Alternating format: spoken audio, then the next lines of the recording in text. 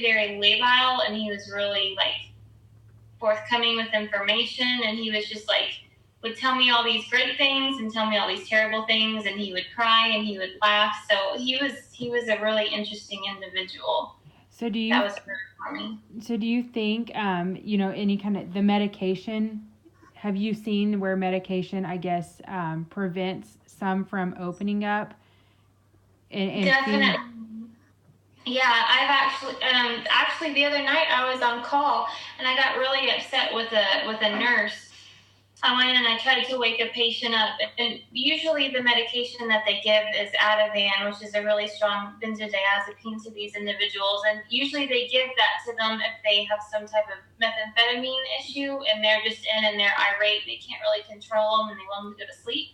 But I went in the other day to community, and that was the case. And I tried to wake him up. They made him sit up in bed.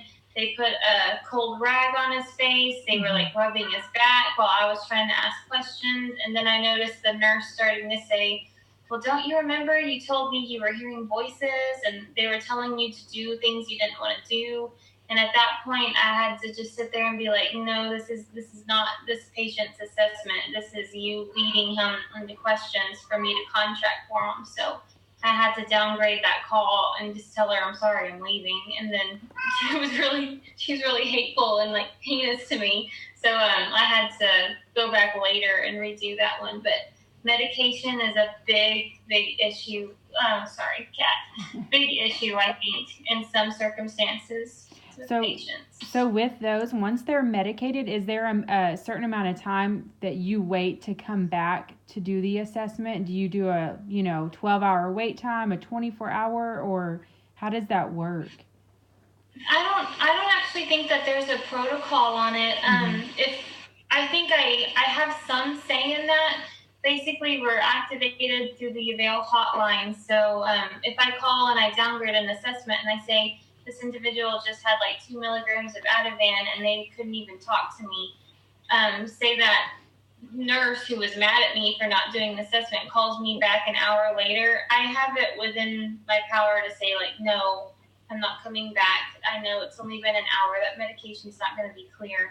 So I think it just kind of depends on that factor. A lot of times patients will even come in with a lot of alcohol in their system.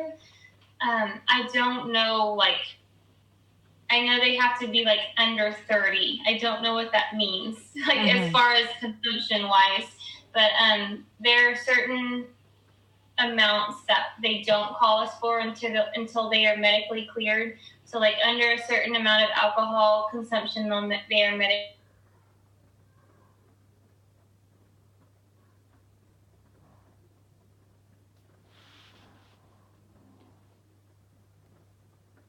I think you froze. Just 1 second. Okay, can you hear me, Jenny?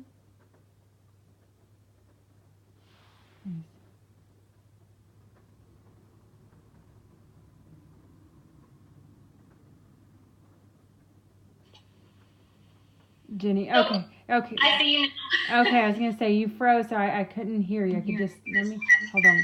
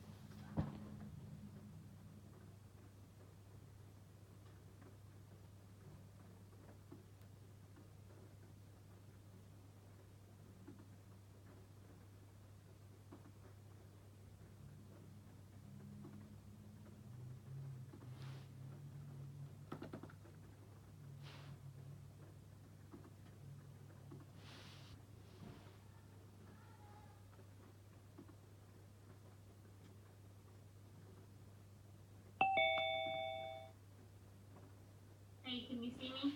Yes, I can. Well, I can't see you, but I can hear you. I'm sorry. I don't know if it was my iPad that was freezing up or what, so I just closed it and opened up a new session. I apologize. No worries. Okay. You're right. So, okay, so I don't know where I was. I just start going. And I know, and it was just freezing. So when you don't have a set protocol for waiting for any kind of medication and those types of things, but have you completed an assessment for someone that you weren't fully aware of the medication that they may have been under? Or on or do they usually disclose? Does a nurse disclose that information to you? Sometimes it depends on the setting. If I am in a hospital or say I go to like Rivercrest, they usually, no, not even Rivercrest really, only emergency room hospital settings, they'll usually do a UDA, which is a urinary drug Mm-hmm. analysis on these individuals. And I have the opportunity to look through their chart before I go in and visit with them, and I can see, oh, this individual was positive for amphetamines, they're most likely using methamphetamines. So I usually can tell if there's going to be some drug related Right. stuff going on. Okay. And then going back to the patient you were referring to. So when they shut down like that and you have to leave, do you have to document that you've exhausted all therapeutic options or techniques to get them to open up and talk to you? Do you have to document your, I guess, your course of action to show that it was more than just going in and then leaving without those attempts? Um, I don't have to document it myself, but I do have to call the hotline back. It's called a veil, and I have to call them and let them know like, hey, I'm gonna have to downgrade this call, and they will want to know why, and they will document it for me on why I'm downgrading, and I can say the the patient wasn't was too medicated, or I Mm-hmm. can say the patient wasn't willing to visit with me, and the nurses asked me to come back at a later time, kind of something like that. Okay. A lot of times, if they don't want to visit with me and they're just kind of being ornery, the charge nurse will go in and say, you need to talk to them, blah, blah, blah. And sometimes that's uncomforting and I don't think it's very therapeutic. And Mm-hmm. I'll say, nope, I'm leaving. Sorry, never mind. Thank you for your help. But sometimes they actually can build some rapport because depending on how long that patient has been on that hospital floor, and they'll say, okay, well, I'll talk, and then they'll start opening up. So it's really just kind of gauging what the patient's open for. Right. And then going back to the nurse that was kind of feeding the information, how do you handle what is your process for handling those kind of overprotective or overbearing medical professionals or even family members, I guess, that feed that info instead of letting it come from the patient? Yeah, it's I still think I'm trying to figure out those waters. Mm-hmm. That nurse the other night was just she was very mean, and I even considered like calling her supervisor, but I was like, no, I just have to tell her I'm not going to assess anyone who's incoherent, and I'm not going to listen to your collateral information, and I'm going to leave and come back later. And I think it's just me stepping forward and giving kind of like some subtle confrontation with the family and with those nurses, and Mm-hmm. saying, you know, I appreciate your input and this is valuable to me, but at the moment I want to talk to them and I want to get their words because they're the patient, and just trying to be kind and about it, but also let them know what I expect. Okay. Awesome. So after that happened, and then you went back and you were able to collaborate and I guess complete the assessment with that particular patient. So sometimes it's more of a just take a step back, let them kind of regroup, and then go back in with, I guess, a fresh perspective and with them being in the best frame of mind that they could possibly be in. Are there any other situations that you? How is it on the on call? When you're doing I guess it's the 24-hour on call, do you experience more intense cases at those middle of the night or early morning phone calls? Have those experiences been difficult?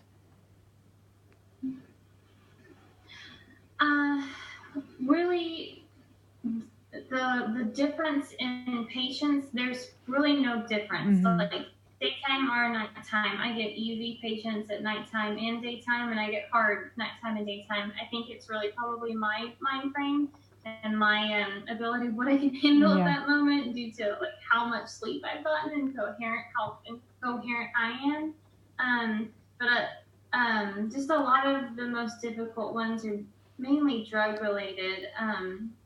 Another difficult patient that I was thinking of, and man, I have a whole bunch here, and I'm like, man, all of these are drugs. But another one, I had to go to Rivercrest Hospital, and I had a female who she was just angry and she was scary, and I was like sitting on the other side of the table of her, and I'm like, man, is she gonna get up and jump up and like choke me? Like, I don't know.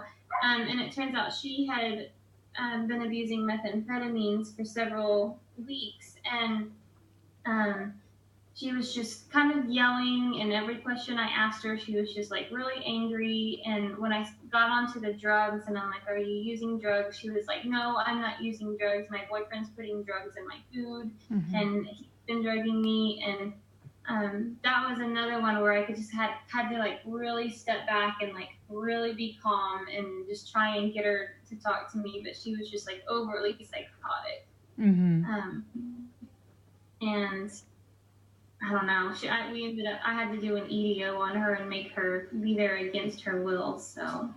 And so in those cases, is with something like, I guess, the accusations she's essentially making, does that involve other personnel, or do you just take her, against her will, and then from there they start combing through all of the issues? But with her saying, bringing in things against the boyfriend, is it just kind of left there because she's being forced to go into a placement or treatment center to do more counseling in depth to kind of, I guess, confer if those accusations are reliable or not? It's just kind of basing on where she's at, and the staff there, and they would have to dig into that further. But what I have to think about is like, at this moment, what is the most important thing? Is it him sneaking drugs into her food, or is it her being in a crisis and being irate and like almost a little bit homicidal at the moment, where I think she's a danger to others? And I was reading another note that I put on her. She had a lot of audio and visual hallucinations, and they were specifically in the realm of like religious nature, I guess, like religious scrupulosity.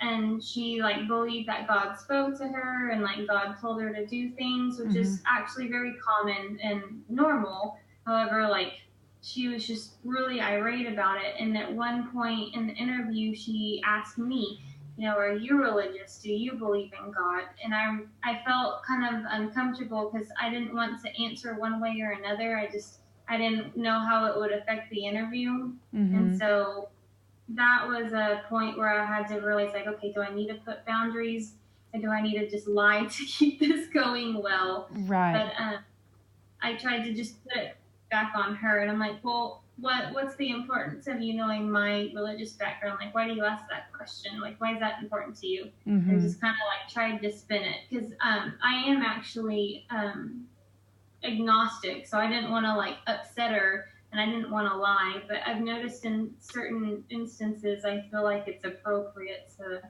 just give inaccurate information. Right. Well, and I would imagine too, in some, like you said, that those hallucinations and things that involve any type of faith or just religious basis, I would think that's probably pretty common, just given the crisis. But when you're working with them, do you find it difficult for you to complete your assessment based on difference of beliefs? Or do you, what is your tactic? Like you said, just trying to reflect it back on her, and I guess making her more of the center of the technique, of the approach, or whatever, of the assessment. But has there come a time where you've worked with someone in which maybe they couldn't let go of that religious basis, and it was a conflict, or they had different faith than you did? Or how do you navigate that for these crises that are heavily weighted on a religious basis?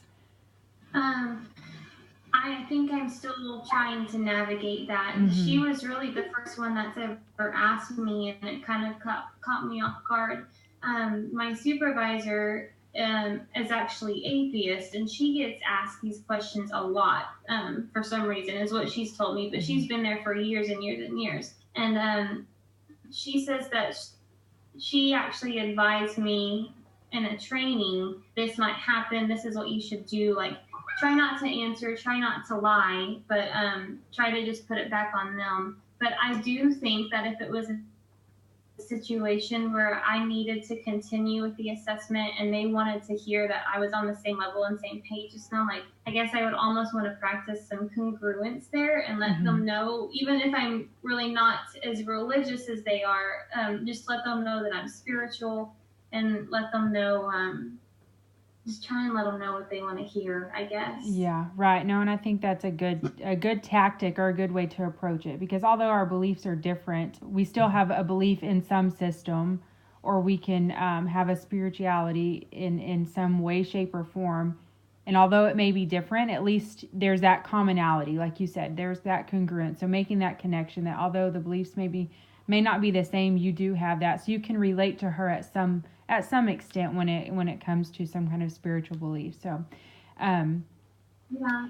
And I think one other thing is kind of a difference in that is, like, what's the difference in just people who are religious and that's their culture? Like, I think almost sometimes in like Catholic cultures, like, they kind of believe in a lot of different stuff than like I was raised growing up to.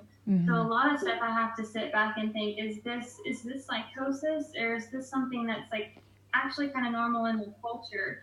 I even had a Native American the other day who told me that he saw visions of birds and of feathers and that they meant things to him. And I'm like, is this psychosis? Are these hallucinations? Or is this like something that's pronounced in their culture? So I think that's another thing that I'm trying to having to like maneuver through and figure out.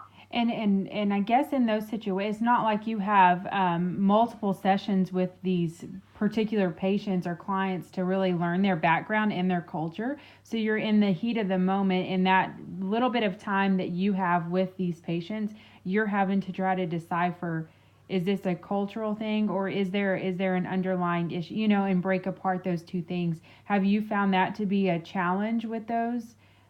Just like the Native American, is it if it's someone else that has called the hotline for a person that's in a crisis, and then you get there, and I guess my thinking is that maybe perhaps this client you're talking to, if he had a family member call because of something that was happening, well, then you're trying to break it down, where are some aspects of this just based on his culture, his spirituality, or is there really an underlying issue? So as you complete your assessment, is there an approach that you take to try to get that background information so you can ensure you have a solid and reliable assessment?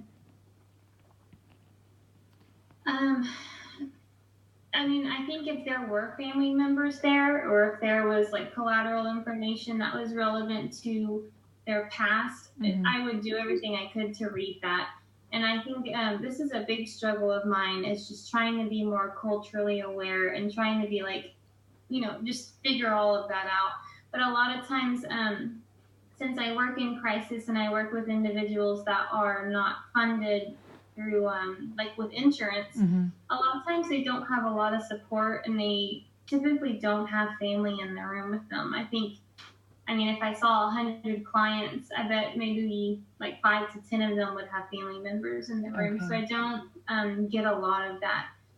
So I think a lot of that struggle is just in the future me making sure that I get a lot of training on cultural awareness and like what is normal and what is not normal, and making sure not to like put any diagnoses on people that really don't have those diagnoses. Right. And I'm sure the more clients you see and the more experience that you are, or that you're getting, the more situations and diversity that you're exposed to, I would assume would kind of help you as you come across someone with a similar culture, because you are seeing so many different patients rather than the consistent counseling sessions. Have you come across any that I guess have, shared any type of culture or religious background that you've just felt uncomfortable completing the assessment? Or do you feel like your assessment is pretty, it's the same for each patient? So you're able to complete that assessment. Do you feel like there's any type of bias or any type of situation or a particular, I guess, group that you feel like you would not feel comfortable completing the assessment on? Culturally, no. I feel pretty comfortable with all cultures, and I don't feel like there's a culture that I'm more hesitant to be around than others. I just think when I'm doing my assessments, I get nervous about others reading them and them regarding my clinical opinion. If maybe I'm seeing a Hispanic female who's very religious and she's been fasting for days, and people think, oh, she's doing this because she's psychotic and she believes she's ingesting things that are going to hurt her. But no, she's just not eating because she's fasting. I don't know. And just if I interpret it wrong, and then maybe she has a Hispanic doctor, I don't want them to read my assessment and think this white girl doesn't know what she's talking about. So I think a lot of it is just me wanting to be more educated on those things as far as when it comes to people who are in crisis. I think I know some normal cultural awareness, but I just don't know when it comes to when they're more severe, I guess, in their mental health. Right. Poor prognoses going on. How do I differentiate? Right. So when you question. Well, and it doesn't. I just keep thinking back to, if just being in a general counseling, if you're a marriage counselor or just what have you, you're going to have patients that all have different backgrounds, different cultures. But I think in your position, it's a steady flow of different patients. You constantly have diversity. So I think for you, yes, getting trained to be more culturally aware of what you may see with these patients, but at the same time, you're constantly going to see it's like a revolving door type thing. It's not a consistent 6 weeks worth of counseling sessions with this patient, and then another set of another couple or whatever the case is. I think with you're constantly going to be seeing new things, so it's gonna take a lot to be fully aware of everything. But I think, like you said, it would help you in the long run. But the more experience you have, I think the more aware you will become. And I think if it comes to going back to your question, to where I am right now, and as far as where I live and the demographics where I am, I see a lot more white people. I see a lot more Hispanic people. I probably feel a lot more comfortable with them. And I actually even see quite a few Native American individuals, but I don't get a lot with Black people. And I think I could definitely amp up my skills in that realm. So. Right. So when we, in talking about the kind of the difficult patients that you've had, those that are on medication, off medication, the ones that just don't want to talk, are you designated a specific length of time? Do you allot a certain amount of time to complete the assessment, or is it could go anywhere from an hour to 3 or 4 hours? And how do you make use of the time that you do have with them?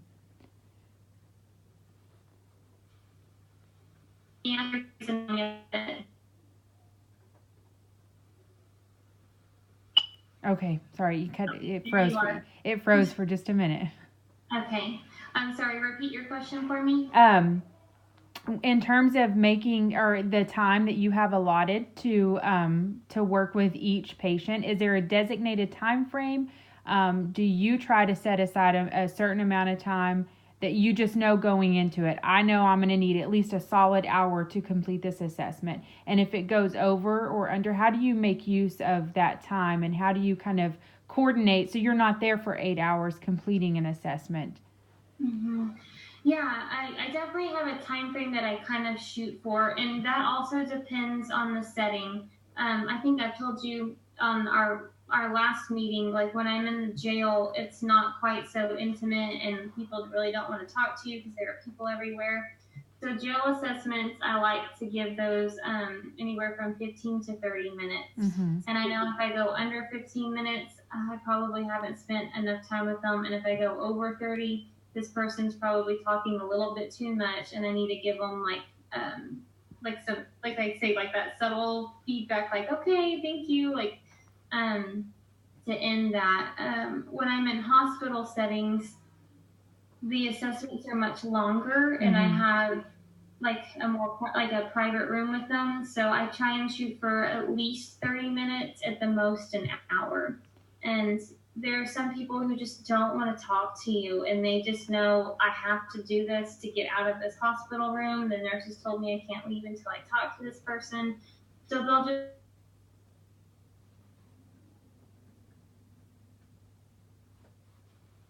looks like you froze a little bit. Can you hear me, Ashley? I can now. Okay.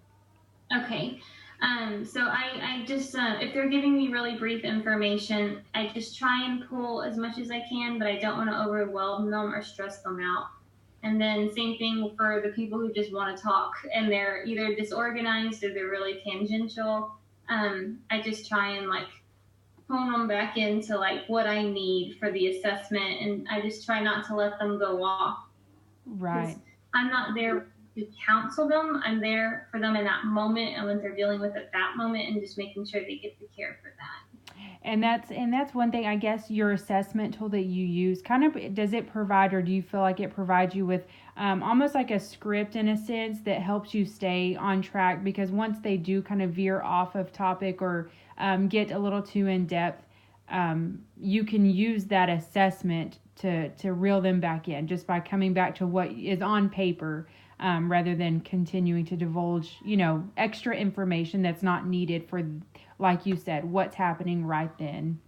Yeah, definitely. Like sometimes they will just start talking, and I'm like, all right. And I just start writing, and I'm like, oh, they touched on social factors. Oh, they touched on medical issues they're dealing with. Oh, they just told me what their diagnosis is. So I just start filling things in all over the assessment, and just it's kind of knowing where everything is, because it's someday I need to show you it. It's just got so much information on one page. So I just start filling stuff in. And once I know they've been talking for a while and I'm no longer filling stuff in, and I'm like, okay, they haven't touched on their drug history, or they haven't touched on if they're homicidal, like I try and hone them back in and say, okay, well, I heard you say this and this and this. And like, thank you for sharing that information. It's very helpful. I need to ask you a couple more questions that we haven't touched on for my assessment. And then, I'll ask them, and they usually can focus enough to get to those. Right. Let me see. I wrote down a couple of questions, and that answered a lot, because I think that, when I was thinking of the structuring of sessions and boundaries, I think that it is beneficial to have that assessment tool kind of steers the meeting and the session in general.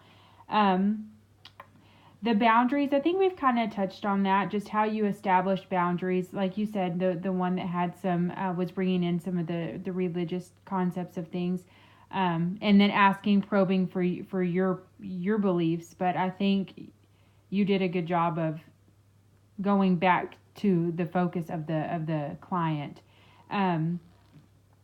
Let's see. Do you have any other difficult cases that are recent that you think would be beneficial for me to kind of understand how you worked through the process?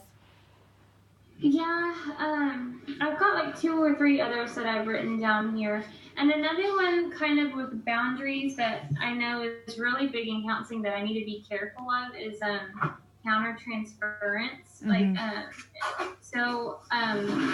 Some personal information about me is I actually have a sister who has mental health issues, and she's also has drug issues. And she's actually, I think my first day of work, she went into crisis, and someone had to go out and see her and put her into a hospital. And I remember my first day in, I was like, so my sister's paperwork is on your desk, like, please don't show that to me, like, I can't see that, like, I know I'm not allowed to look at that. So I had to establish that my first day, which was terrible. Uh-huh. And so I've noticed when I see a lot of individuals in crisis, it reminds me of her a lot. Mm-hmm. And so I have to sit there and think, okay, am I feeling for this person way too much? And am I wanting to get them more care than they actually need? Right. Or do they need all of this? Like, am I feeling for what their family members are going for? And do I just want to hospitalize them against their will because I think they need it? Right. So this girl I saw was in the jail, and she had a drinking problem, and she was saying that she wanted to go to Rivercrest, and she wanted to get some treatment, and she wanted to get some help, but she didn't want to go right now. She said she wanted to go home, and she wanted to check on her dogs, and she wanted to get some clothes and shower, and then she wanted to go. And I had to sit there because I really felt for her, and I was like, she wants to go, and she wants to take care of things first, and I need to just let her take care of those things and then go. And I called my supervisor just to double check because I was feeling uncomfortable since I was feeling so pulled towards her and caring about her a lot. And she was like, no, she just told you that she feels unstable enough to go to a mental hospital. Mm-hmm. If she goes home and gets comfortable, she's not going to go and get treatment that she needs. So my supervisor advised me, you need to just get an ADO and make them take her straight to the hospital. And so that was really difficult for me. And my sister also has a methamphetamine issue. Mm-hmm. So I've seen other individuals who are females who are doing methamphetamines, and they just start saying how the cops are against them, and other Aryan Brotherhood members are out to get them and are going to kill them, and they need protection. And I've gone through that even too. So I think just maneuvering all of that and not feeling too strongly and just wanting to get them help when they don't need it. It's just drug related, mm-hmm. or trying to say, is this mental health and are they meeting our criteria for inpatient treatment? That's been a struggle for me. Right. No, and I can imagine so. And I think, though, that having that experience from a personal aspect helps you kind of understand where the patient is coming from, too. So although you do have to separate the emotional side of things, at least you do have that kind of background to understand that you have the education behind it, but you have personal experience as well to kind of help you determine, although you have an assessment, you can still use that background knowledge and experience to kind of help you steer which direction to go with the patient. So I think it would be, my heart would be tender, I feel like, if I had been through those same situations, and especially if it's something that's common to what your sister has experienced and what you've experienced with her, and you knowing what she needs may not apply to all of your patients, but I think it would be hard to not just immediately jump to that conclusion, but definitely just remembering that doesn't apply for everyone, no matter how much we wish it might. Whenever you've dealt with some of these more difficult, is there any therapeutic technique that is kind of your go-to? And when I was reflecting back after meeting with you, that it just sounds like it's not really it's not a full-blown counseling session, therapy session. It's not repetitive, but I just keep thinking it's a person-centered or solution-focused type of technique that you use. But I also think that it probably depends on what you're being dealt at that moment, what the patient's going through, their mood, their reaction, their stability in the moment. But do you find yourself using any type of counseling technique just in your little 30-minute sessions with these patients? Some that are really general and basic. So I use a lot of paraphrasing and open-ended questions just to let them know that I'm listening to them. I'll be like, so it sounds like this. And that also just helps me make sure I'm getting all of my information correct. I have to use a lot of focusing and redirecting just to bring them back around. I try and be congruent, and use some congruence to make sure that they think, oh, this person knows and understands what I'm doing. Kind of like what I told you with the religious thing. Like, I don't just want to be completely off-putting and just be like, no, like, I want to be congruent and make them feel like I'm similar to them in nature and certain ways that are important to them. Let's see, what else? Sometimes I do a little bit of positive asset searching. Mm-hmm. So, I want to know, do they have any strengths? Do they have any supports at home? Like, yeah, maybe this person has some suicidal ideation, but they're just thoughts, but they don't really have a plan and they don't really want to kill themselves. Mm-hmm. So I'm like, does this person really need hospitalization? So I do a little bit of the positive asset search, like, hey, who are their family members? What are they capable of understanding on their own? What is their insight like? Some of that. Another one, maybe like immediacy, and don't really focus on like goals and long-term goals.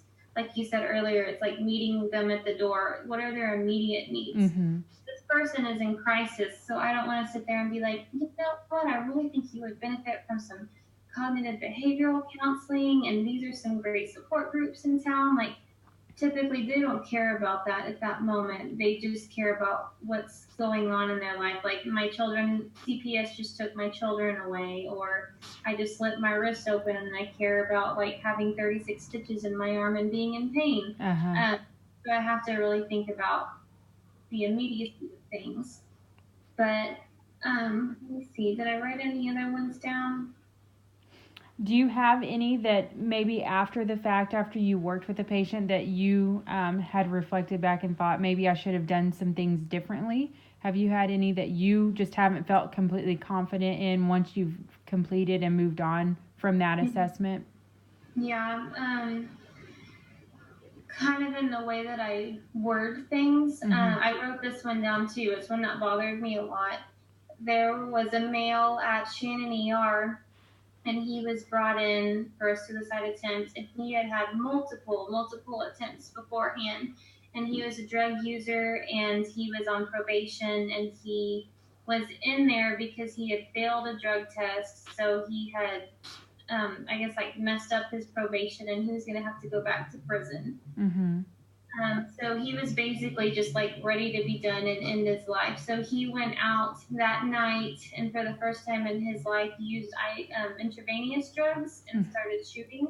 And he had probably about like 30 holes all over his forearm. And so I was talking to him about that, and I knew what had happened because I read his chart beforehand. But I just still like played dumb and asked him, and I was like, okay, so are you experiencing suicidal ideation? And he was like, yeah, I want to like, excuse my language, mostly these people are cussing, but they're like, yeah, I want to just fucking die. I don't want to fucking be here anymore. And I was like, okay, well, do you have a method of attempts? Like, what was your method of trying to commit suicide? And he's like, do you not see the 30 fucking holes in my arm? Like, this wasn't an attempt. I wanted to die. Like, I'm not attempting to die. And after that, I started asking him about histories, and I said the word attempt like a couple more times, and he got very upset with me because to him, it's not an attempt. Like, he was very upset that he failed and that he was still alive and he was still in that room. So it bothered me a lot that I was using a trigger word for him to upset him a lot. So looking back on it, I even talked to my supervisor about that. I'm like, why couldn't I think of something else to say? And she was just like, ask them what means they use to end their life. Like, you have to sit there and think about things like that and be prepared for that. And I guess in the moment of that conversation, and that the topic of attempting suicide is kind of what you're focusing on, so it's hard to retract that and step in, because from our side of things, it was an attempt, whether it was success or fail, it was an attempt. But so after speaking with your supervisor, was there anything that you've thought about that to better prepare for if this happens again? do you have a technique that maybe you can apply, or just maybe just, some kind of process for you to kind of be alerted to those trigger words a little bit more? Have you worked through any or developed maybe a plan of action for when something like this happens again, so that the patient doesn't become more upset or irate? Or I think it's just being aware of their proxemics and like their body language and their level of voice. And like him, he told me just straight up, like, this wasn't a freaking attempt. Like, I wanted to die. So I think just really reading their body language and those proxemics and just being like, oh, okay, like I need to change some vocabulary here. And also me educating myself on other, synonyms and like other vocabulary, like what's another way to put this that's going to be appropriate for them, because attempt isn't appropriate. I should have said, how did you want to end your life? Like what means did you use to end your life? Brittany, my supervisor's name is Brittany. She was like, that's a better way. That's what he wanted to do, was end his life. He didn't want to attempt to end his life. So right. And definitely watching them more instead of me sitting there and saying attempt like 5 times. So right. Well, and I get real nervous at times and just start, I like ramble sometimes. So just slowing down and really listening to them and just trying to stay calm. Right. And I think, it sounds like with something like that, and probably with all of these, I don't know how often someone in the middle of a crisis can be extremely calm, but for this gentleman, it sounds like he was pretty maybe flustered. So and it's when you're using that trigger word, the more flustered or upset he's becoming. But what did you find a way? Did you successfully complete the assessment? Did you have to kind of apply a different approach to it to, let him trust you, I guess, build that rapport where he didn't feel like you were just hammering that he attempted suicide? Did you have to change something real quick in order to continue on with the assessment? I found that I apologized and I said, I'm very sorry. Like, I know I'm saying something right now to upset you, and I'm not trying to do that. And I said, I just want to fully understand what you're saying and making sure I'm getting that accurately. And I said, and it sounds like I'm saying something that is not giving value to what you're saying. Right. And like, yeah, like you're not. Like, I'm not. I wanted to freaking die. And so at that point, I had actually like kind of gotten everything I needed, and I was like, I need to move on. So I went on to like, okay, let's talk about homicidal ideation.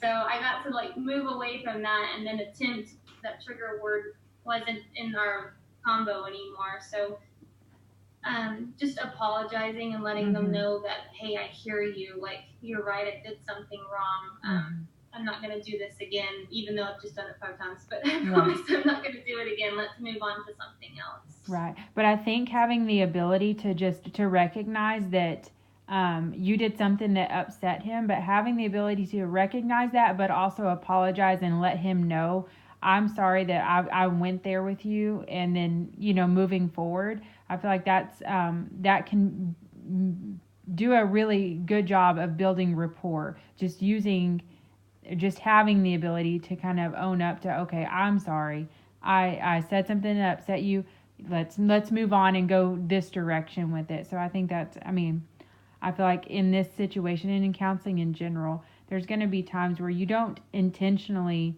cross those boundaries and you don't intentionally offend someone, but having the ability just to take ownership in it and recognize that there is something I've said, and even if you can't pinpoint it, but there is something that you've said that's upset them, but having that ability and willingness to just apologize and move forward in a positive direction is good.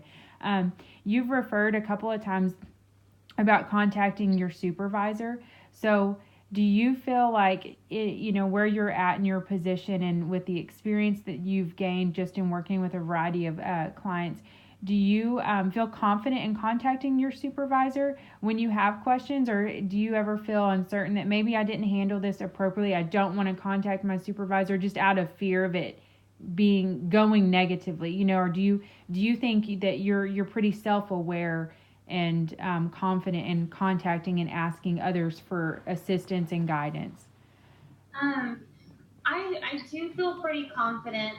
One of the questions I got on my interview is, how do you take constructive criticism? And I was like, oh man, I take it great. Like if I'm doing something wrong, I want to know. And like she sat there like with her arms crossed and was like, like okay, we'll see how this is. 'Cause she says in the past there are so many people who don't take constructive criticism well and they do get offended by it. But I think that's actually one of my strengths is if I'm doing something wrong, I want to know and I want to fix it. So luckily, my relationship with her has been really good. And even when I'm, on call at nighttime, she is on call 24/7, like every single day of the week, as far as like taking phone calls and questions. And if I have a question about a contract, she doesn't want me to approve a contract for someone that doesn't need it, or she doesn't want me to let someone go who really needs to be inpatient in an inpatient setting. So I can pretty much call her at any time of the day. And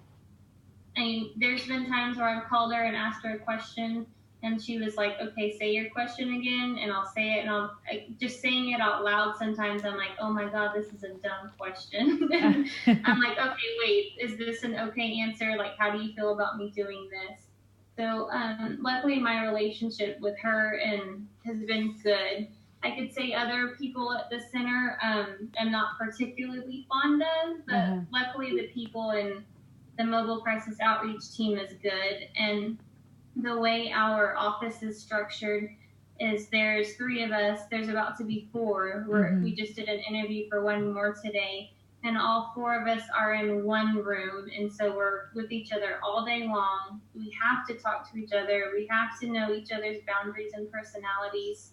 Whereas like other people in the center have their own offices and work individually. So I kind of appreciate that team environment and being forced to get to know these people so well, because you really need to rely on people in stressful situations like we go through.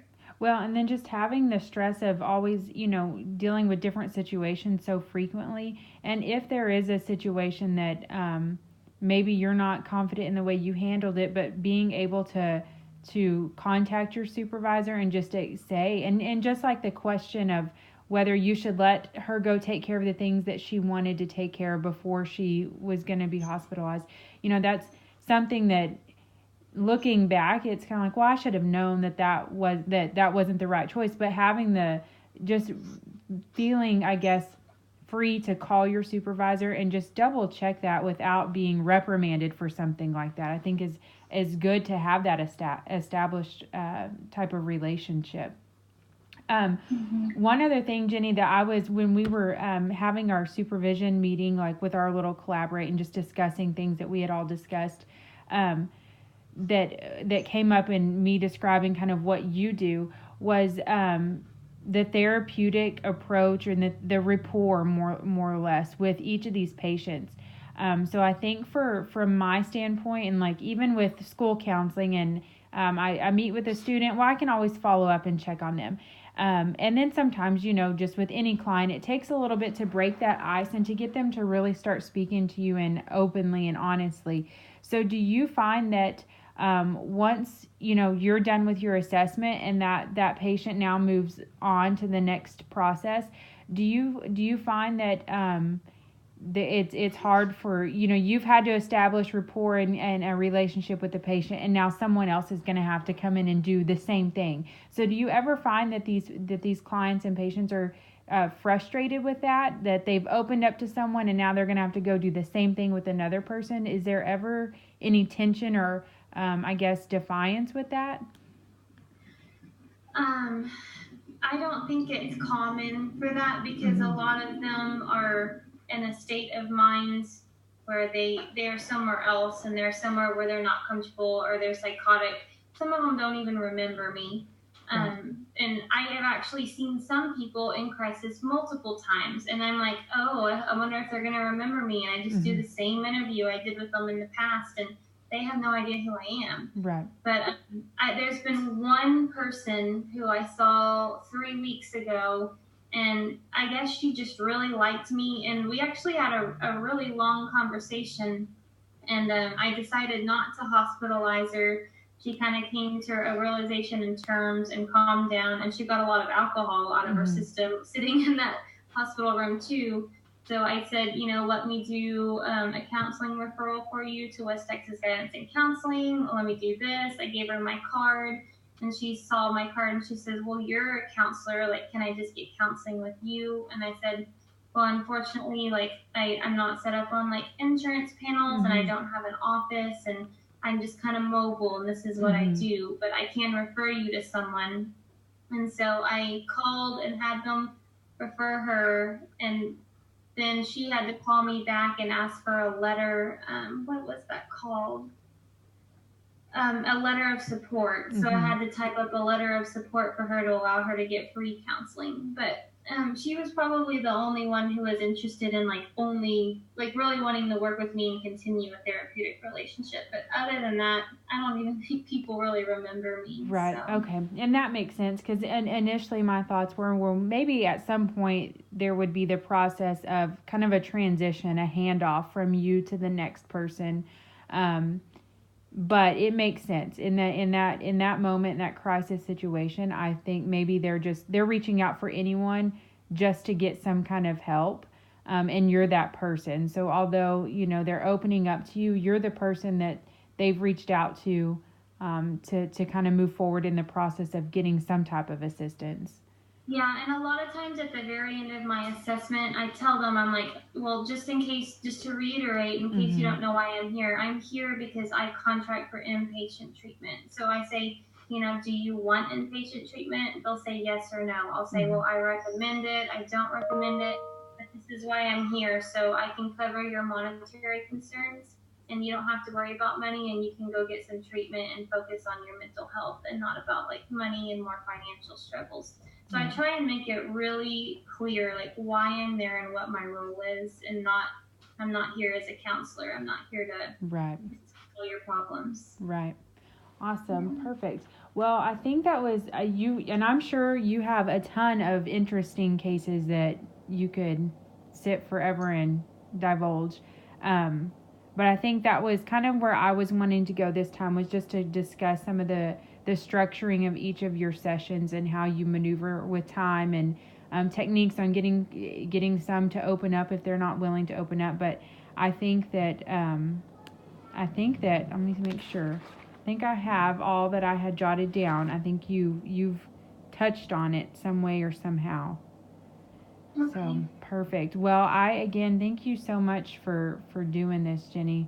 I know you are busy and have to take out an hour of your time. I know in your program that hour means a lot, because I'm feeling the same way. I'm like, I feel like I don't have an hour sometimes, but we're making it. Well, you're welcome. I feel like we all need to support each other, so I'm glad I can help out too. So. Well, thank you so much. And I basically, what I'll do, and what they're having us do after each session, is there's a reflection form where we kind of reflect on what we learned from the supervision meeting, and kind of what direction we reflect on what we discussed, and make a plan for, if I was truly in a supervisor position, how would I maneuver this? What leadership style would I embrace? That sort of thing. So having these cases help, because then I can play it by scenario type, like what I would offer someone if I was truly their supervisor, that type of thing.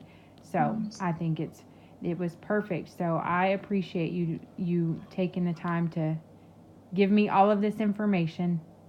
Well, you are very welcome. Perfect. Well, y'all have a good evening. I'll let you get to dinner. Okay, sounds good. Bye. Thank you.